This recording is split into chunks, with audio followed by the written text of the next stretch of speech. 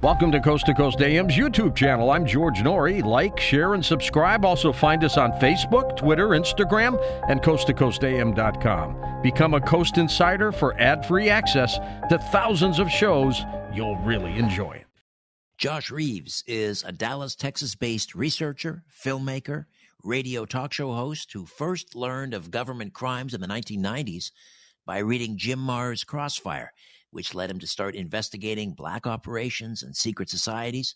He gives his commentary and original point of view on news and current events, as well as information about chemtrails, secret ancient societies, bloodlines, hidden technology, Freemasons, and the overall plan of the global elite. He's host of the Global Reality Channel on YouTube, and he's just released Volume 3 of Lost Secrets of Ancient America documentary series. Josh, welcome back to Coast. How are you? Oh, I'm great. It's great to be with you, Richard. I mentioned Crossfire, but you and I have talked before. If memory serves, was it Crossfire, or was it Alien Agenda, or was it Rule by Secrecy by Jim Marrs, or was it all three of them? Well, that's a great question. Well, you got it right before. Actually, what got me into this stuff was originally Crossfire. But how I got into the Lost Secrets of Ancient America, what led me to researching the Rockwall and ultimately led to this entire trilogy of film series, was the book Rule by Secrecy, where he mentioned in there, maybe one day we'll have answers to all the questions that we seek. Maybe we'll have answers to the things like the mysterious Rockwall in Rockwall, Texas. And I grew up around the area of Rockwall, Texas, and experienced strange things around that area my whole life. So that's what ultimately led me to investigating the Rockwall and ultimately all of these ancient secrets of America. So here we are. Right, because Jim also lived in the Dallas-Fort Worth area. Before we get into the mysterious Rockwall in Rockwall, Texas, did I hear this correctly? You started actually kind of researching unexplained mysteries all the way back in the third grade? Absolutely. It's absolutely correct. I saw a documentary on HBO when I was in third grade on UFOs. And at the school I went to, they actually had a few books on UFOs and the Bermuda Triangle, and that's what led me to it. And it ultimately just stayed with me my entire life and grew into what it is now. All right. So the Rockwall, which I think is primarily the subject matter that you tackle in Volume 1 of Lost Secrets of Ancient America, and it might even be the first sort of documentary treatment of the Rockwall. So let's get into it. The Rockwall that was unearthed in Dallas County. Just kind of give us all of the important data regarding the Rockwall. What is it? Where is it? What does it look like, and so forth? Well, it's a fascinating subject. It's buried under the town of Rockwall that takes its name from this structure. When the settlers first moved to the area and began to try and dig water wells to get groundwater, they kept hitting some sort of rock, and now there's no natural occurring rock in that area, so they were perplexed. And once the excavations began and they began to see what they were dealing with, they began to find these masonry walls that actually were stones with buttered stones that were exactly how masons would build walls. And everyone in the town was arguing over whether or not they were going to be able to name the town after themselves. And a local Freemason who had just moved to town from Tennessee came and looked at the walls and noticed the work, noticed that it had buttressing and all of these techniques that a stonemason would use. And he told them immediately, well, none of you get to name the town after yourselves. We have to call this town Rockwall because someone was here long, long before modern humans were. So the main thing of it is that people always ask me, how can I see it? Well, you can't, unfortunately. It's buried under the town of Rockwall, Texas. But that's really my main goal with all this, to eventually have my own dig and be able to document all the things that people have seen in other digs that they have had. But the main thing about it is that it has all of these structural engineering materials built into it that are specifically designed for structural engineering, and that's how we know it's beyond shadow of a doubt not a natural formation, because you have something like the element called niobium, and niobium is used in reinforcing pipelines, jet engines, rocket engines, and the only way you can get niobium is by extracting it from an element called columbite. Well, that process was unknown to humans until the late 1800s. So how there's niobium in these stones and absolutely no columbite is a mystery. The other thing about it is you have these elements like titanite, brookite, starlite. You have tourmaline, which is resistant to high and low frequencies that will be applied to it, and I'll tell you why that's important in just a second. But all of these materials that are made, normally when you would take these materials and mix them together, their molecular structures would just bond together. But somehow, in a process unknown to man, the individual component materials in the rock wall stones remain independent in situ in the stones. This is a process we can't even replicate with modern technology. We have no idea how this is done. And when a dig was conducted there in 1999, it was found that when a excavator was accidentally placed on top of the wall, that the low-frequency vibrations from the engine of the excavator caused the wall to shake and vibrate and produce electrical energy. So one of the functions of this wall seemed to be not only a structure and a seawall as well, because shark's teeth were found embedded in the wall. It also served as some sort of energy generator. It's 20 miles in diameter. It's about 80 feet down to the bedrock. It sits on limestone bedrock. And the amount of sheer weird happenings that I experienced around this area as a young person growing up, I experienced a missing time event around the area. I experienced all kinds of strange sightings, UFO sightings around the area. So when I read Jim Marr's Rule by Secrecy book and heard this mention of this rock wall, immediately, this was in 2004, and immediately the light bulbs went off, and I went, that's it. I just knew instinctively, that's it. That's what I've been looking for. That's why there's been all these crazy happenings, and I've experienced such weird things around this area, because there's something there, and it's in the, something in the neighborhood of, I don't know, something like 400,000 years old, judged by the dating. So it's just an amazing, anomalous thing, and the cover-up of it has been ongoing and continues to this day, Richard. So it has, what do they call that? Piezoelectric qualities? Yes, that's exactly what it is.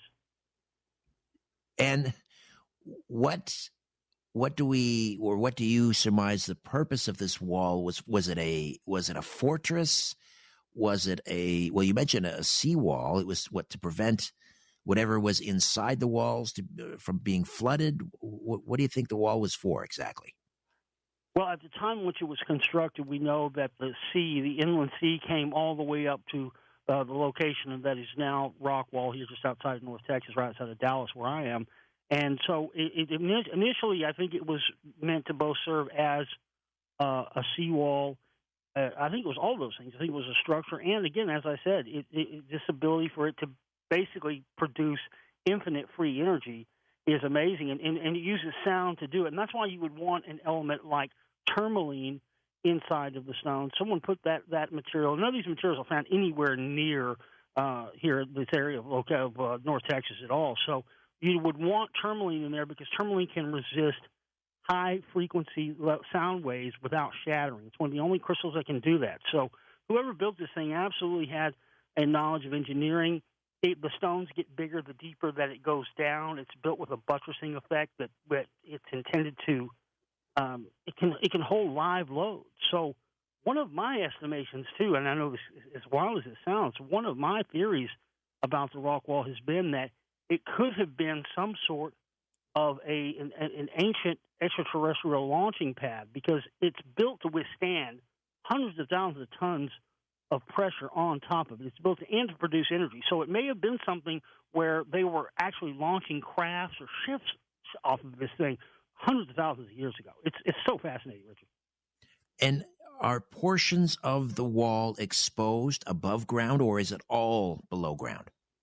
No, it's all below ground. The only thing that you can really see are stones that have been excavated and put on display. The rest of it is all underground. And the hard part of trying to do a dig out there is trying to find a piece of property or someone that has a piece of property where we can actually conduct and do a dig at. And with property values continuing to rise and everything being built up out there, eventually, in the not-too-distant future, it's going to be impossible to conduct a dig there. So I'm hoping that in the future we'll be able to actually get some LiDAR scans going and see if we can get an underground picture, much like what they've done in the Amazon jungle finding ancient structures. I'm hoping that at some point we can have some LiDAR data and actually get to see a 3D underground topographical image of this thing.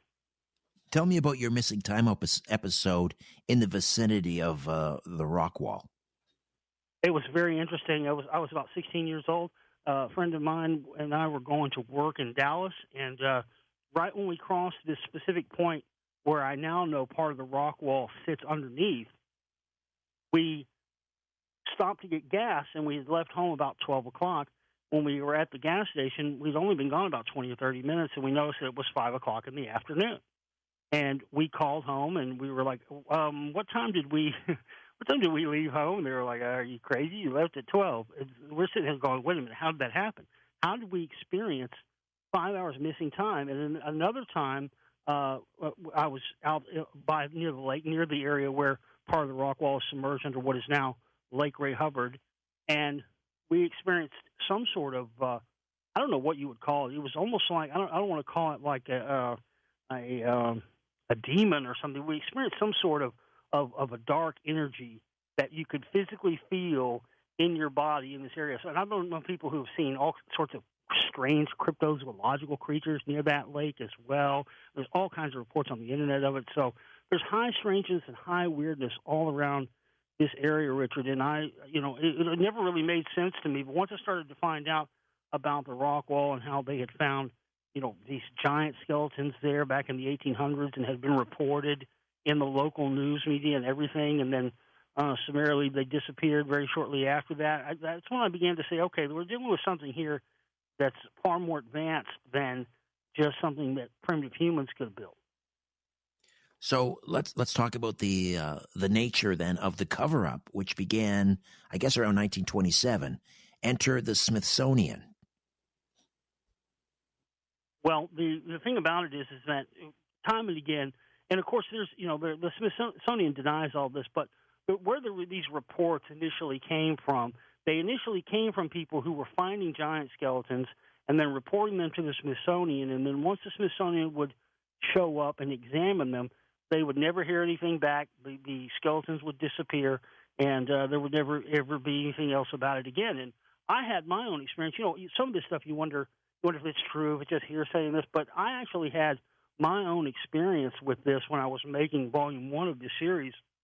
There was a coin that was found in a strata of soil in an old water well up in Illinois that had a woman holding almost like the Statue of Liberty, a woman holding a flaming torch, and it had writing on it that matched identically with a 2.5-ton garnet stone that had been found in Rockwall, and then it was stolen out of the old Rockwall courthouse by someone named Congressman Ralph Hall, who's now since passed away.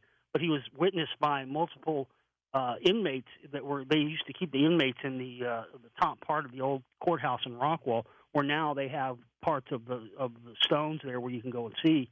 And on this 2.5-ton garnet stone, there were these petroglyphs found that had never been identified as any other writing in any other civilization ever.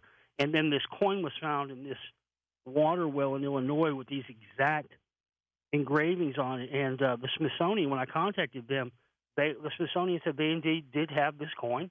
They were willing to let me examine it, take pictures of it, and everything else. And then when the day came for me to go and do that, it mysteriously came up missing, Richard, on the day that I was set to go and examine this thing. And so that's when I started to say, okay, you know what, maybe there is something to these stories about the Smithsonian dumping bargefuls of artifacts into the ocean and disappearing these giant skeletons, because if they're willing to do that on something just like this and this coin with what I experienced, and there's no telling what else is going on. Who is or was Count Byron Kuhn de Prorock? Count Byron de Prorock? That was a gentleman who, oh gosh, you're really flexing my memory here, because this is 10 years ago since I visited that information. But Count Byron de Prorock. I can't even Wasn't remember, Richard, to be honest. Well, there's something about, well, he was like an amateur archaeologist. I think he was Hungarian American or something, but there was something to do with, he looked at the rock wall and he had traveled the world. Absolutely. Well, he had actually gone and visited the ancient structures at Carthage, and according to him, what he saw in Carthage matched the same building style and structures of what he saw in the rock wall. And that led him to believe that whoever these people were in the ancient past that had built the structures at Carthage had also built the ones at the rock wall. Wow. And a quick geography lesson for people maybe who have forgotten: Carthage was led by Hannibal in a war against ancient Rome. Riding the elephants through the Alps down into to invade the Roman Empire. But this wall would certainly predate ancient Rome, right? 400,000 years old, perhaps. Absolutely. And that's the thing about de Prorock. He was actually one of the first people to lead the excavations at Carthage. So he definitely had a knowledge of this. But that's when I started to think about the fact that it's possible that whoever these people were that were getting instructions to build these structures, they were getting them from a much older source, and possibly from a source that had been here for a long time. Unbelievable. Now, this Rockwall would it be considered a suburb of Dallas? It's about 25 miles away from Dallas. Is it considered a suburb? Yes, absolutely. Absolutely. It's a suburb of Dallas. It used to be more rural than it is now. It's grown up a lot, and it's a lot closer of a suburb than it used to be. It used to kind of just be a sleepy bedroom community, but it's definitely grown now. And a lot of these locations and a lot of these areas that would be prime places for a dig have been built on top of now. So time is of the essence, and I'm really hoping to at some point be able to do a dig there, but it's just going to be all dependent on whether or not we can find a spot to do it. You have so many people living virtually on top of this mysterious rock wall with all of these, piezoelectrical qualities and strange, time distortions and so forth. I mean, that must just be like, international world headquarters for high strangeness. Like, are other people reporting missing time who live there? That I don't know. I know that a lot of people, there's a lot of old timers, and there's a lot of people that have go back to the old days of Rockwall who still kind of are in charge and run things there, and they really don't like people talking about it. They really don't like people doing excavations and stuff like that. They really just want to keep the thing kind of covered up and not talked about. But I've talked to people who live there, and they tell me all kinds of strange stories of things they've experienced, things they've seen too. And again, once you add all those events up, it just can't be a coincidence when you have so many people experiencing such high strangeness and weirdness. And you began to tell us about this cave? Yes, absolutely. There was a report that I'd received from some people who had a cave on their property not far from the rock wall, and they told me that if you try to take cameras or cell phones or anything, or any kind of batteries near this thing, they immediately drain, and it basically zaps any electronics that go near it. So again, there's no way to tell whether this has something directly to do with the rock wall, but I tend to think that it being in such close proximity to it, that there absolutely has to be something to that. But again, there's always been a lot of weirdness and high strangeness around this area, and it also lies directly on the 33rd degree parallel, which is also where Roswell sits on top of as well. So there's all kinds of weirdness and strangeness surrounding this thing, and the fact that it's aligned to the equinoxes and the solstices, just as a lot of the other ancient sites like the Serpent Mound in Ohio are, we start to see that there's something very, very technologically advanced about this thing. And again, high weirdness abounds at all levels. So let's talk about Volume 3. A bit of a gap. I think Volume 1 came out in 2013, Volume 2, 2014, and then like an 8-year gap before Volume 3 came out. What happened? Well, we just didn't have the funding to finish these. I don't have backing from I'm not rich. I don't have backing of big multinational corporations or studios or TV shows or anything like that. This is completely self-funded and funded by the support of my audience. So we just ran out of funding to finish Volume 3, and finally I was able to get it done and get it released a few months ago.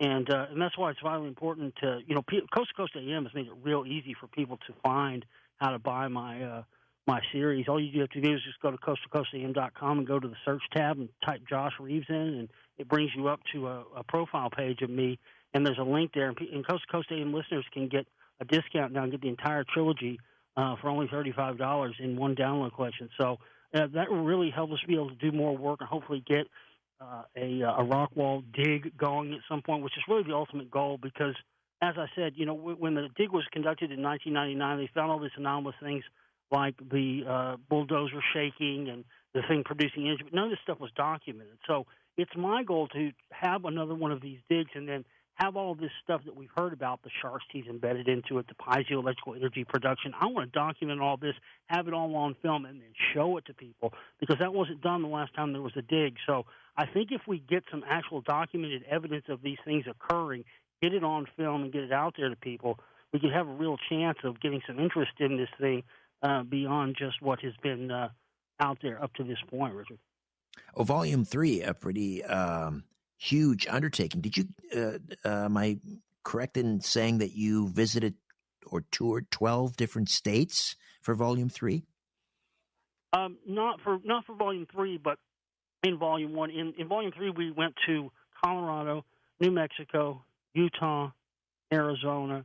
So that was really just the Four Corners region, and that had come from what I had established in Volume 2.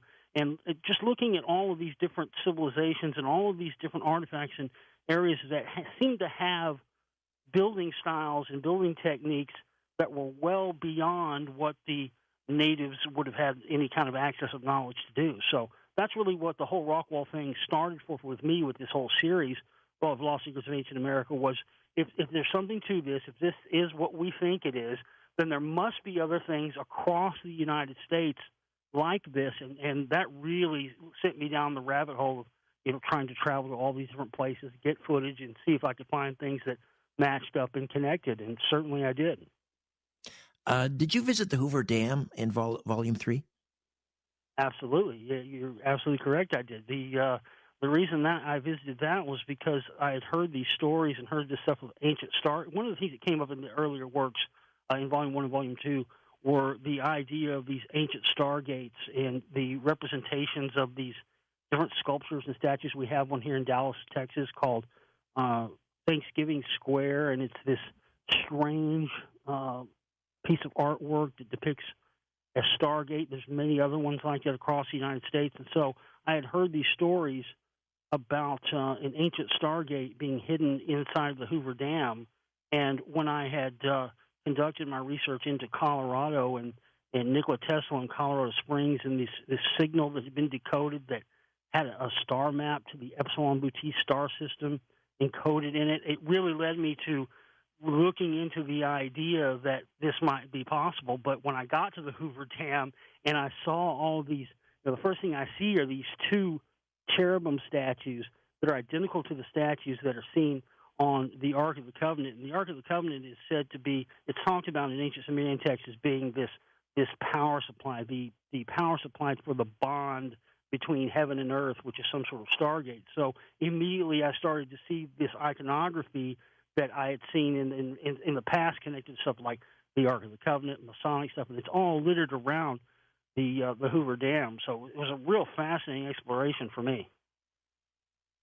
So let me see now. The dam was built in the 1930s, wasn't it? Was it completed in the 30s? Yes. So, I mean, how do they build this huge undertaking, this architectural engineering marvel right under our nose, and conceal the fact that it's some kind of a stargate?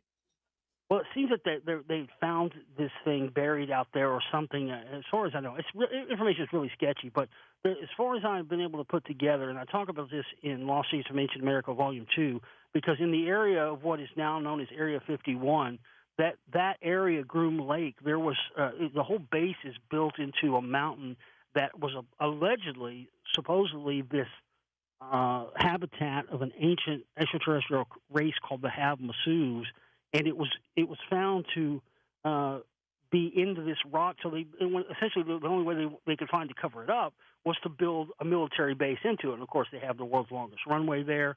So there seems to be, especially in Nevada, because in Volume 2 I also traveled to Lovelock Cave where they had found these skeletons of these giants there as well. So all across Nevada there seems to be a lot of information pertaining to extraterrestrials being there in the far distant past, and as well as high technology being utilized. And much of what we see today, I believe, from Area 51 and all that stuff is just this old stuff that they found that they've slowly tried to turn into modern technology throughout the years. What else did you uncover during Volume 3? Well, as I said, trying to figure out how a lot of these ancient civilizations had gotten access to some of the knowledge that they had to build this stuff, just like I'd found in Volume 2 when I went to the Ohio Valley and started to find stuff like the hexagesimal Babylonian numerical system and the structures there. I started to find things that seemed like we had modern humans constructing them, but operating from a playbook from someone with higher advanced technology. And that's the same thing, I believe, with the Rockwall as well. So in Volume 3, when I started researching all the stuff that's found in Colorado Springs, I started researching, as I mentioned before, this mysterious signal that Nikola Tesla had decoded there. And I found this place right near where the Pikes Peak Mountain is, called America the Beautiful Park. And in America the Beautiful Park, here's another one of those stargates located again. And I thought, wow, this is interesting. It's got all these obelisks that I talked about in Volume 2, which relate, as we were mentioning earlier, with Carthage and whatnot, and these ancient builders and the Amorites and whatnot who were obelisk builders. This America the Beautiful Park has a stargate. It has these obelisks, and when you take a sky view image of this park and mirror it, flip it around, you can see that in Lost Secrets of Ancient America Volume 3. You can see where I show that. You see what appears to be, it looks like a spacecraft. It looks like either a model or plans or something that were built into this site in Colorado that looks something like some sort of spacecraft.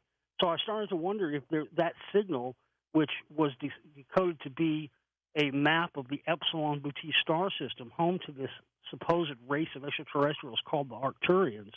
And that's when I started to say, okay, it's possible that these people, these ancient people, may have gotten a lot of this knowledge and a lot of this information to build these highly advanced structures from this race of extraterrestrials that come down and are said to be able to inhabit and take on different forms.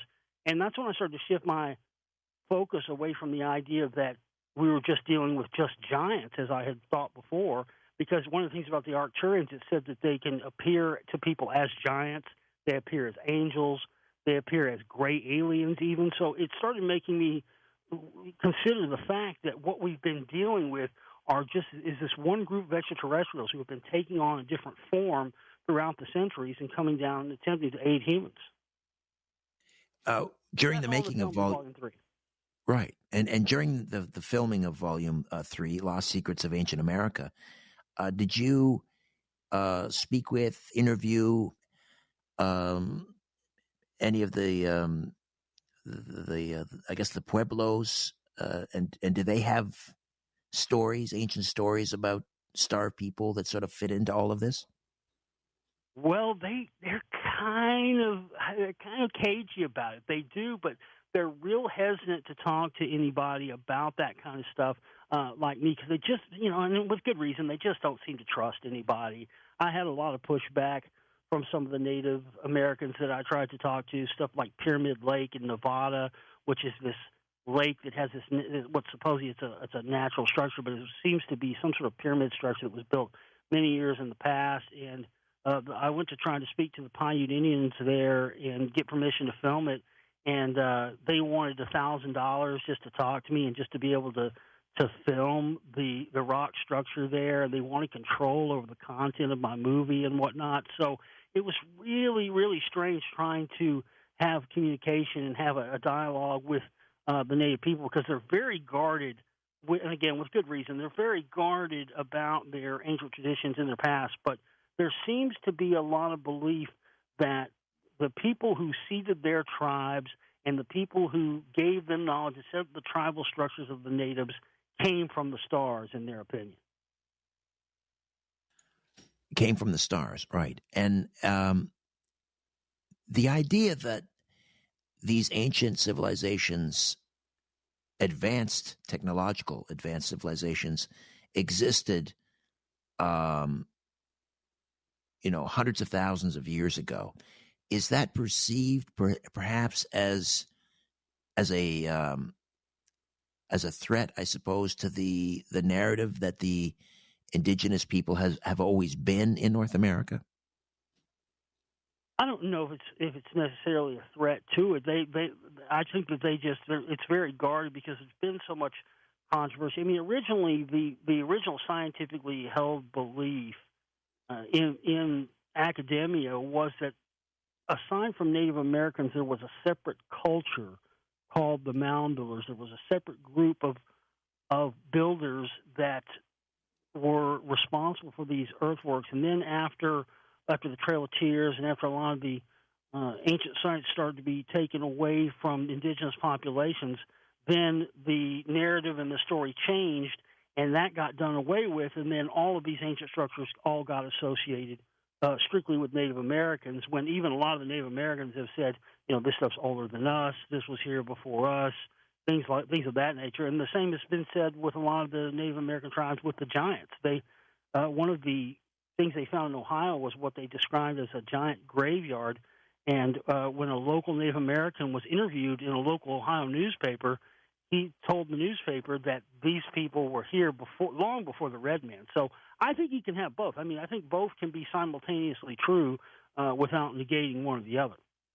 Josh Reeves is with us, the host of Global Reality Channel on YouTube and a filmmaker. Volume 3 of Lost Secrets of Ancient America has just newly been produced and is available. Volumes 1, 2, and 3. And again, how do we get those? How do we screen those and purchase those, Josh?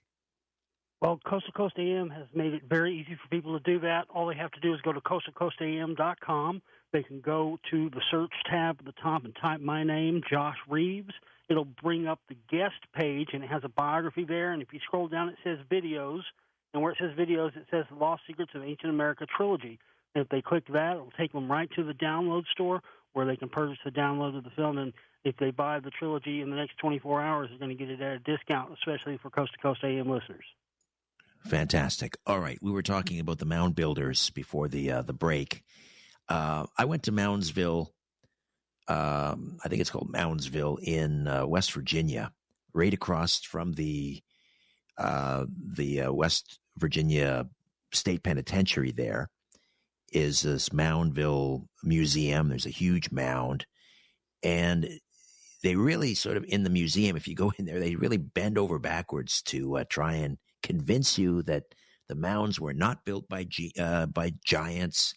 That I believe they say that the Adena people were responsible for these mounds, at least in this part of the Ohio Valley.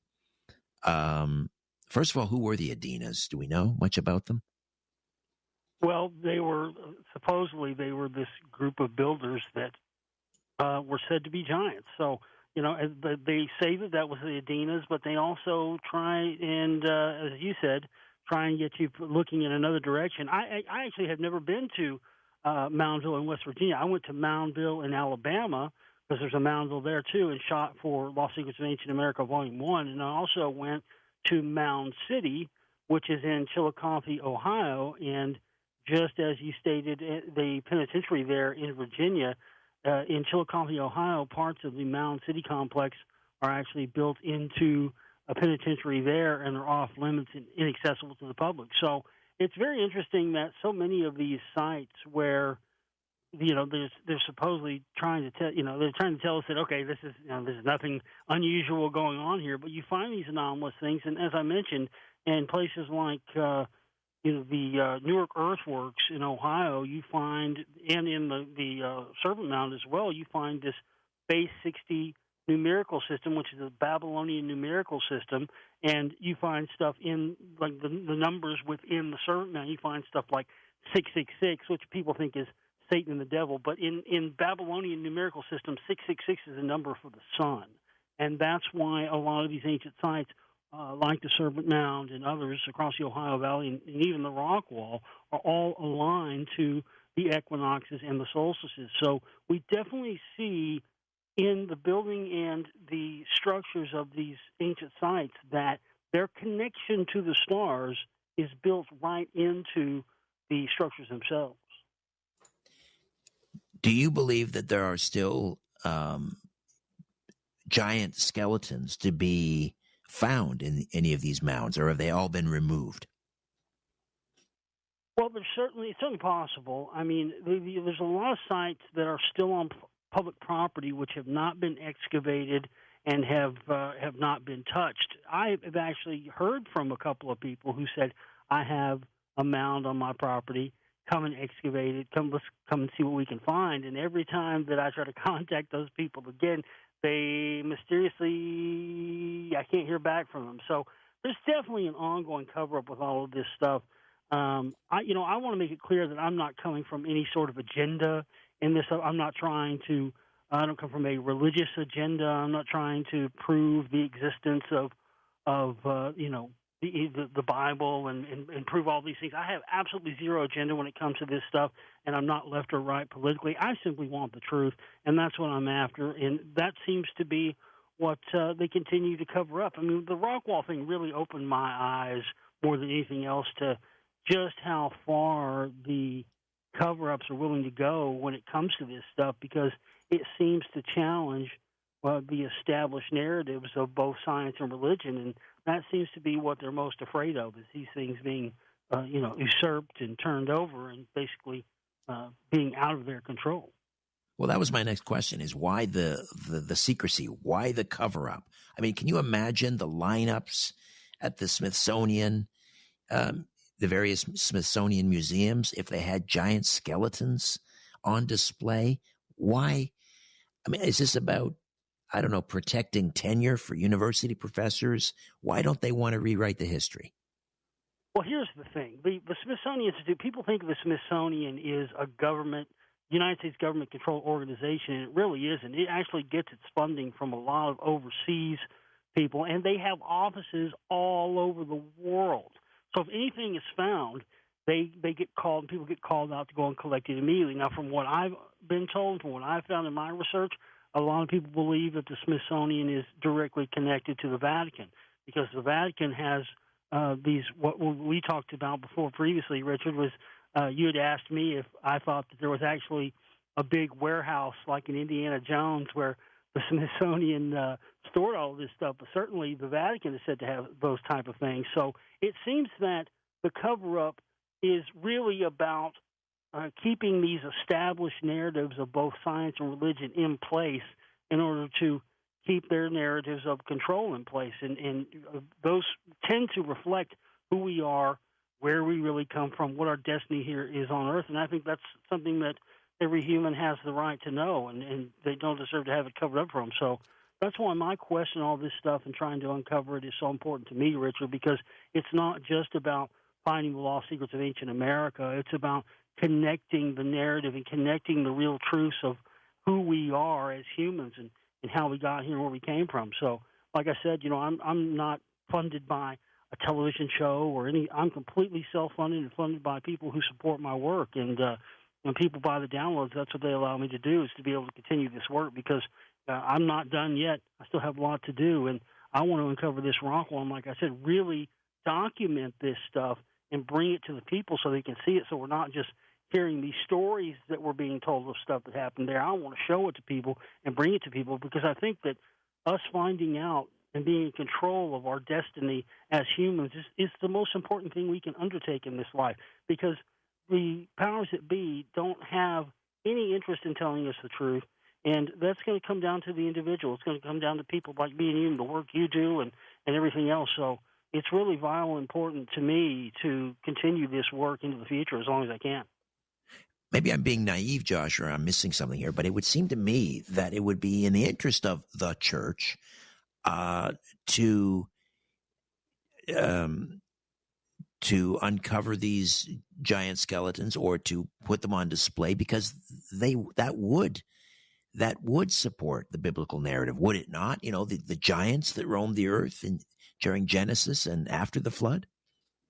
Yeah, absolutely. I mean, that's one of the more perplexing things about it. I mean, there was a guy who conducted the last dig that was done in Rockwall in 1999, and he had his dig shut down by what he called church people in black, essentially Vatican people, who showed up and told him to shut the dig down. And then people within the city of Rockwall, people like Congressman Ralph Hall, got involved and had it shut down. So you're exactly right. I mean, you would think. I mean, you know, the thinking would be that if you could find this and prove this, it would justify their existence. But they don't have an interest in doing that, and it seems to be that what they're afraid of is that the stories of evolution and the stories and everything else that we've been told, and I think it absolutely has something to do with the whole extraterrestrial thing, because, as you said, you would think that it would make sense that they would want these giants to be out there to justify their own existence, but the cover-up continues. All right, let's grab a call here east of the Rockies. Bernadette is in Harvey, Illinois. Good morning, Bernadette. You're on the line with Josh Reeves. Go ahead. Good morning. I'm so happy to get through. I have a question about the Georgia Guidestones that I just realized or just learned was dismantled in 2022. Might there have been a connection to this wall that he's been discussing? The Georgia Guidestones, yeah, they were unceremoniously blown up by some unknown perpetrator recently. What do you know about the Georgia Guidestones, Josh? Well, I don't think that there's any connection to that to the Rockwall, because those were man-made and those were constructed by someone. I found a lot of very interesting things that connect to the Georgia Guidestones, and some people believe that they were constructed by Scientology. I mean, there's a lot of strange stuff out there, but essentially, I think what they were some sort of guidelines that were set up by a secret society. And there's a lot of nefarious stuff, but as far as like who destroyed it and everything, there was supposedly a time capsule underneath the thing, and I think whoever blew it up, that's what they were looking for. But it's a very strange thing. I never really spent a lot of time focusing on the Guidestones, other than the fact that area, the reason why they placed it there is because that area supposedly, prior to the destruction of Atlantis, was one of the areas where Atlantis was located. And, of course, the city of Atlanta in Georgia takes its name from Atlantis. So there seems to be that they were marking that spot for whatever reason as a sacred spot, and a spot where possibly the future civilization, after some sort of great cataclysm wiped out the current one, would be rebuilt at. And this is something that Sir Francis Bacon talked about. He wrote a book called The New Atlantis, and in his book he talked about how the old Atlantis was located in the area which was then known as the New World, which is America, and that the new Atlantis would be built upon the ashes of the old, and that just as the old Atlantis, the new Atlantis would face the same situations where we would have to make a decision between power for the sake of power or power for the sake of the good of the people. So it's very fascinating that Sir Francis Bacon had talked about these skyscrapers, flying machines, all this stuff hundreds of years ago in his book that all came true. So it's one of those things to me that's fascinating about the Guidestones, is that it seems that whoever was responsible for it definitely had an advanced knowledge of things that none of us are really aware of at this point. I know you mentioned, covering the four corners in Volume 3 of Lost Secrets of Ancient America. Did you spend any time at the Denver airport? No, because we this was all done by traveling by car. But I've studied that extensively and whatnot. It's a very interesting thing. I think that the Denver airport definitely connects to some of the stuff that I found in Lost Secrets of Ancient America, Volume 3 in Colorado Springs, because I mentioned earlier these Arcturians. and how they take on these different forms. And what you have right outside Colorado Springs is you have the what's called the 50th Space Wing, which is where the Space Force runs out of. And one of the things that is consistent upon all of this stuff is the idea, and we talked about these underground bases, underground military bases. So I definitely think it's possible that all throughout Colorado, including with the Denver airport, that there is some sort of, I don't have any evidence of this, but I believe that there is some sort of underground facilities there that connect to both the airport and the military bases in Colorado Springs, where, as I mentioned earlier, Nikola Tesla had decoded this signal that had come down, and also where there happens to be some very strange iconography and ancient sites as well.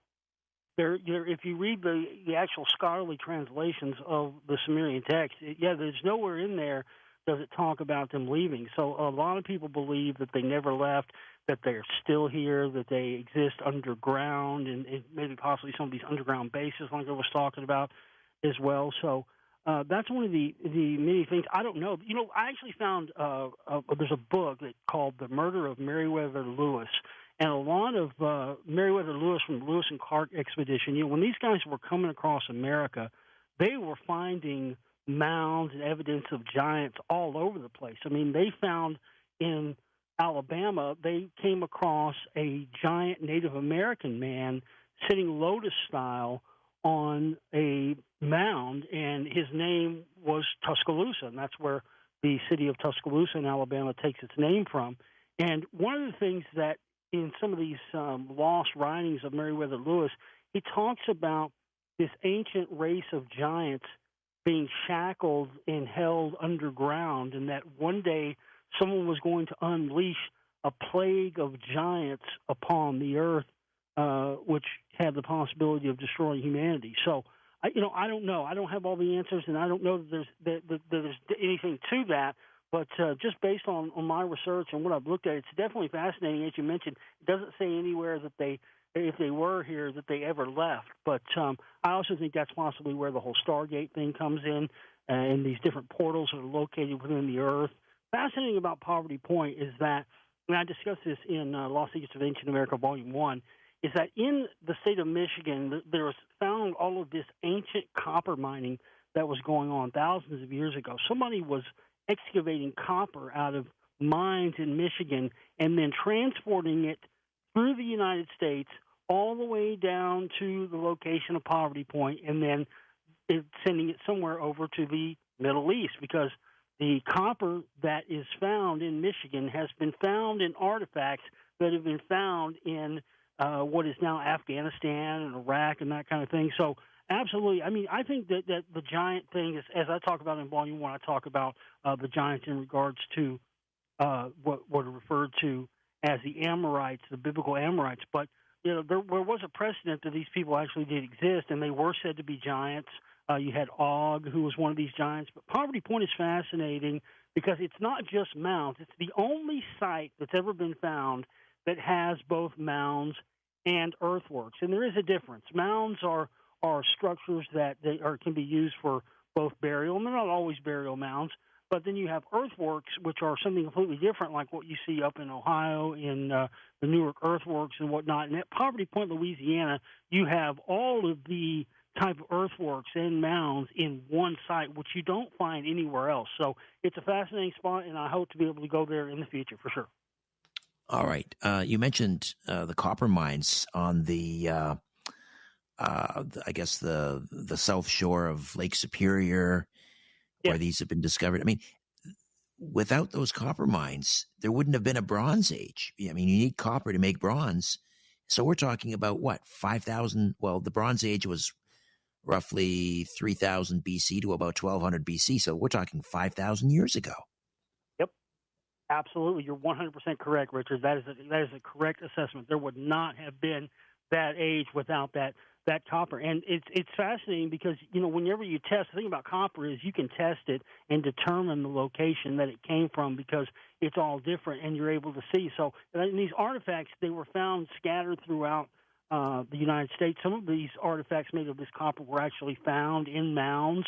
So someone was getting some of these artifacts and giving them to some of the people along the way before they were being distributed and sent out from the Gulf there and sent somewhere over to the Middle East. So, yeah, it's just fascinating that of all the places where copper is found, this location in, as you mentioned, on the shore of Lake Superior there, I mean, there was so much pulled out of there. It's completely unprecedented, and there's no other sort of comparable location like that that's ever been found anywhere where that kind of copper mining has been going on to that scale that far back. Wouldn't they have had to have had massive ships to send it all over to Europe? That's the real question. The how and all of that stuff. How did they get it over there? The weight of it, all the rest of it. Again, it also had to be some sort of technology, just like what I've talked about is found in the Rockwall, that we just don't have any idea how it works. I mean, there's so many things. Again, like I talked about with the Rockwall, just the ability to be able to use these minerals in a way where their molecular structures of the independent minerals stay independent in situ in the stones and they don't combine. We just don't know how to do that. And one geologist that I talked to, a oil and gas geologist, told me that it was his opinion that when the Rockwall was constructed, the gravity on Earth was completely different as it is now. Do you think the ancient Egyptians, maybe the Phoenicians, were also in North America, I don't know, 5,000-10,000 years ago? Well, I'm not sure exactly if it was exactly those people or people who either seeded those people and gave them knowledge or had come in contact with them. I mean, certainly there's stuff that's been found in Texas and Oklahoma. I mean, in Oklahoma there was something that's been described as a Phoenician fortress that was found there. There's been all kinds of speculation that the Phoenicians had contact. In fact, the Cherokees believe that they were in contact. Their ancient people were in contact with Phoenicians because they were the only tribe that had a written language. So, there's all kinds of stuff that it does appear that people who were from, and I found this a lot, especially in Lost Secrets of Ancient America, Volume 1, there definitely is a lot of artifacts, a lot of things like the Heavener runestone in Oklahoma that does appear to make references to things that come straight out of the ancient Sumerian text. So without question, I think there was people from the ancient Middle East here. Who exactly they were and where they got their knowledge from is really the big question. Any thoughts on America's Stonehenge that's in New Hampshire, I believe, right? Yeah, that's in New Hampshire. Yeah, that's a very interesting. I don't know. I never really got a lot into it, but it does appear to be one of those things where, to me, it's all of these. We talk about all these different ancient civilizations and whatnot, and there's so much separation that is put upon these things. And I talk about that in Lost Secrets of Ancient America, Volume 3, the idea of diffusionism versus isolationism, and the idea that these civilizations that were just across the river, or the Mississippi River, from each other, is scientifically held belief that even they couldn't have had contact with each other. But when you start to research things, you start to find out that, wait a minute, all of these things that we're told are separate, or separate cultures, or separate entities, or separate civilizations, were all the result of this one mass civilization that had advanced knowledge and advanced technology. They're just known by different names at different times when they existed. Many of the ancient sites, the earthworks in the Ohio Valley, are aligned directly to the pyramids of Giza. So, as Richard had just asked me here before, if I thought it was possible that Egyptians were in America, I don't know if they were necessarily Egyptians, but somebody who had the same knowledge base and was coming from the same pool of information as they were definitely here, and they were definitely aware of the Great Pyramids thousands of years ago when they were building these structures in the Ohio Valley. All right, let's go west of the Rockies. Jim is in northwest Utah. Jim, good morning. Welcome to Coast. Hi, guys. I'd like to know what you got on artifacts removed out of a cave in Grand Canyon and hidden by Smithsonian around 1909, that whole story. Absolutely. Yeah, I cover that actually in Lost Secrets of Ancient America, Volume 3. I mean, in all of my work into this, the two things I get asked the most about are, of course, the Rockwall, and the second is exactly what you just mentioned, the ancient civilization, the ancient stuff that they found at the Grand Canyon. I mean, it's not, it's not even questioned that the Smithsonian sent people there to examine it. What they found and what happened to those artifacts is where the questions start to come in. But I've seen enough and talked to enough people, and I traveled there and to determine that there is definitely something to it, because there's parts of the location where this stuff was supposedly found, which are government property. I mean, you can get shot. You can't trespass on the areas, and the areas where it supposedly was even found, even if you're just going, hey, curious, hey, let's just go over here and see if there's anything to this. You can't even go on those areas because those areas are so protected. So I just think if there's nothing to it, why the secrecy? Why are those areas off limits? And yeah, for sure, I covered that in Lost Secrets of Ancient America, Volume 3. All right, Jim, thank you for that. What are you working on next? Is there going to be a Volume 4?